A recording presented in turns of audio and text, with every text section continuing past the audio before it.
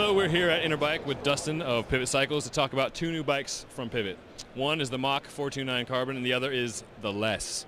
More on the Less later, but first tell us about what's new with the Mach 429. It's Cruising Performer in aluminum, now in carbon.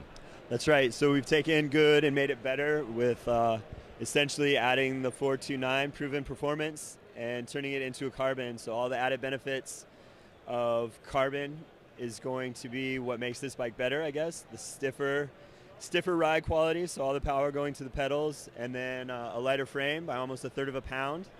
And what we've also done is change the geometry slightly with a little bit steeper head tube so that it's a little quicker on the front end, more responsive, tighter turning radius. So it's definitely more agile on the trail as far as 2.9er goes. It's a very quick bike. Still has the DW Link suspension in the rear?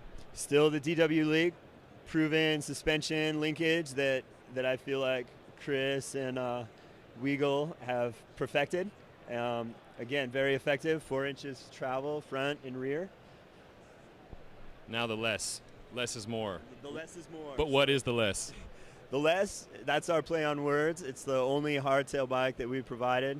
We're obviously known for our suspension bikes, but now we're going to give the hardtails a shot. So what we've done with our Less, the hardtail this year, is we've come up with what we call a swinger system. And what you can do is you pull out, there's preset dropouts that you can change. So it's the adaptability of being able to swap from a geared bike to a single speed bike within 10 minutes.